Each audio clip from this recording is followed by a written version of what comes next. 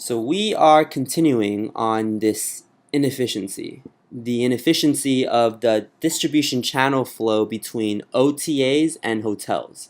Because in your previous Excel work, the connection was not two-way, and you used pivot tables to reconcile PMS and OTA reservations to ensure that no additional commission costs are being charged. But this one-way connection is not the only problem. So in the previous video, you learned about two types of reservations, net rate and hotel collect. And the business problem that you learned was that net rates distort and skew the hotel's understanding of its commission costs, of its customer acquisition costs. Because what happens in the distribution flow is that the OTA, like Expedia, deducts the commission right off the bat. And so when they send the reservation to the hotel, the rate is actually lower than what the guest paid for. So what you're going to do is you're going to use Excel and help me determine the total amount of unreported commission costs. You're going to use Excel to help me determine the total amount of unreported commission costs that are caused by the net rate reservations.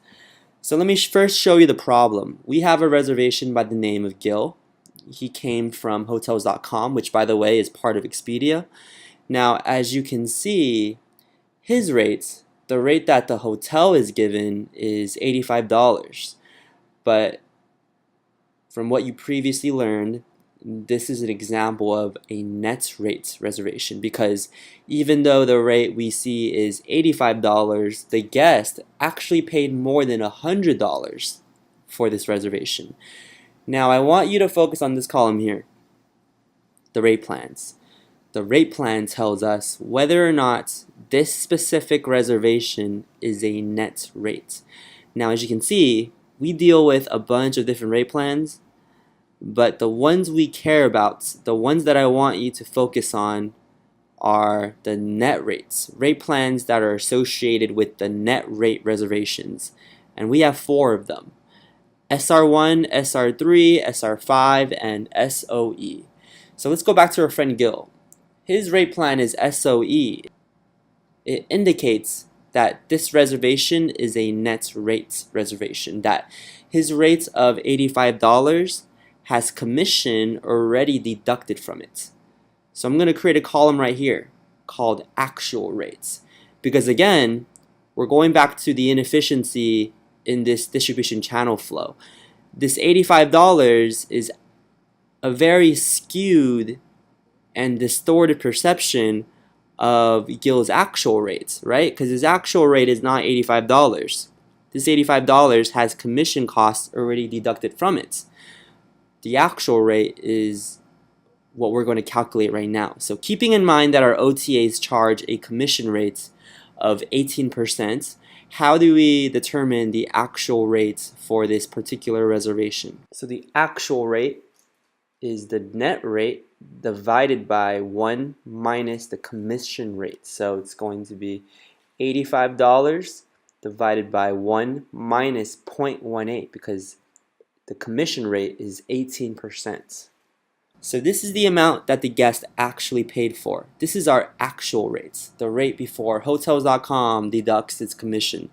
And this is going to help us get to the end goal, which is to figure out the total unreported commission costs for our date range. Now keep in mind that what we just did here is not for every reservation in this tab, right? This situation only happens to 4 rate plans. So if you look at these different rate plans like RAC and SBK and SBK1, SBK5, these reservations are the actual rates. These are accurate. The only ones that are distorted, the only ones that we need to worry about and fix, are the net rates reservations. So just keep that in mind. Again, our end goal is to figure out the total unreported commission cost for our date range of June 27th to August 4th. The total unreported commission costs from the reservations in this tab. And by determining the actual rates specifically for the net rate reservations, we can succeed in determining this. but I just made the calculation for a specific reservation. But does this mean that I need to go through each and every one of these individually? Of course not. Like always, we can automate this. And the most appropriate formula for this particular case is the if formula. And this formula has three parts. So the first part is our statement. So let's say our statement is Trump is president. Parts 2 and 3 are the responses to the statement. So part 2 tells us what would happen if the statement were true, and part 3 tells us what would happen if the statement were false. So as you can see, the result is contingent or dependent upon our statements. So let's apply this to our net rates. If our rate plan is SOE, this is, by the way, our statement, we would divide our rates by 1 minus 0.18. So this part is our response if the statement is true. Otherwise, keep it at the original rate. Now this part here is the response if the statement is false. So because the statement is true, because this cell indeed is SOE, it does that calculation. But let's say this statement is false. So let's say the rate plan is actually SOEP. It reverts to the original rates of $85 because this is what we designated as part 3, the output if the statement is false. Now, it's a little bit more complicated than just this because if you remember, we have 4 rate plans that we need to consider. This formula only captures one rate plan, SOE. But we also have SR1, SR3, SR5. So to remedy this, we need to create what is called a nested if, where we can include multiple statements. And so I'm going to recreate the formula. And when I get to the third part, where I get to designate the result if the statement is false, I am instead going to create another if formula. So it's an if formula within an if formula. So this time the statement is SR1. So it's structured the same way, where we have the output if the statement is true and the output if the statement is false. But again, notice how this whole formula is processed by Excel as part 3 of the original formula. So we have nested this if formula within the original if formula. So we have an if formula within an outside if formula. Some trippy stuff, I know.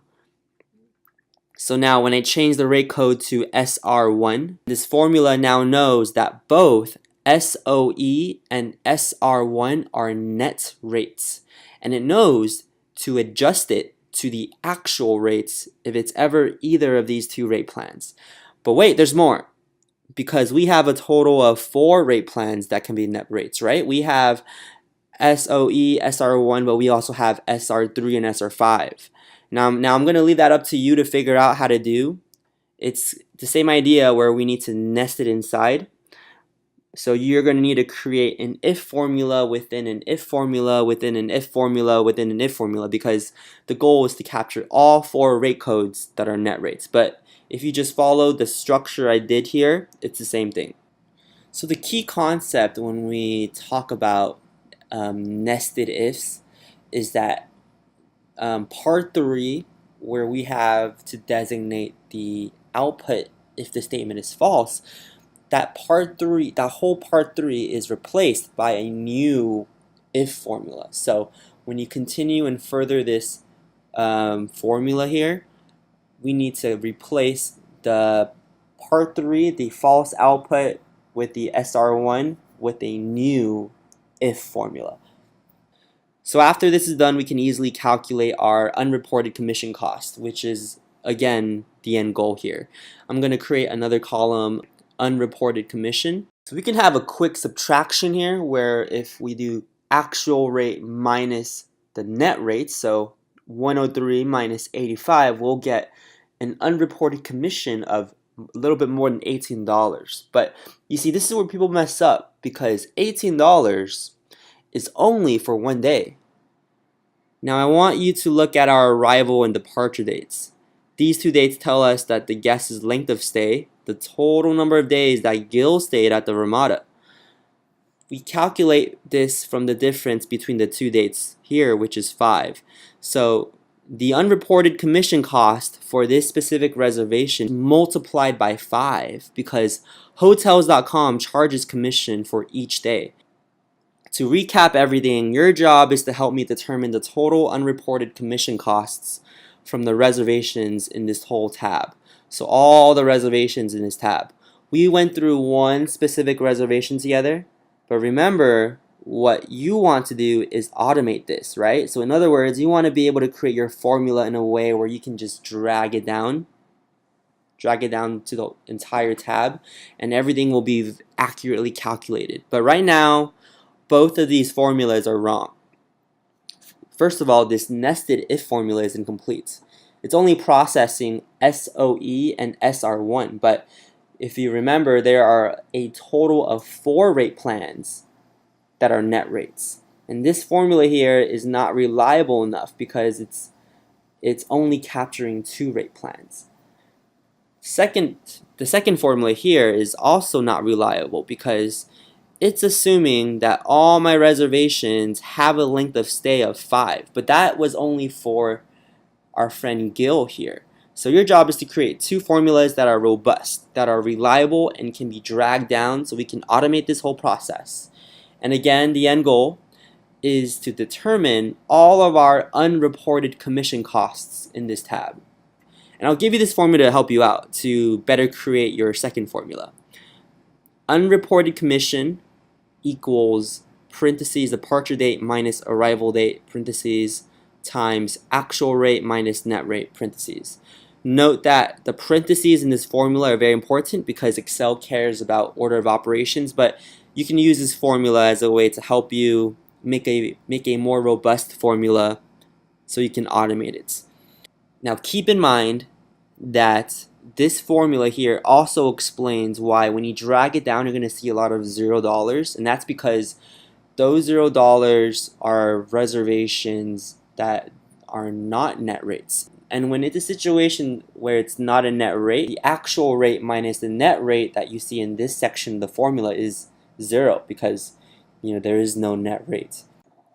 So that basically wraps up your Excel lesson. Again, what you want to do is create 2 robust formulas, one to calculate the actual rate and one to calculate the unreported commission cost. And you want to have these formulas where you can just automatically drag it down. So try to figure out a way to make it reliable and robust. And again, we want these formulas to be dragged down for the entire tab. So we want to capture all of the reservations. So notice how I started in the middle of it. When you create your formula, you want to start at the top of the tab. So start from the beginning. And again, if you have any questions or concerns, let me know.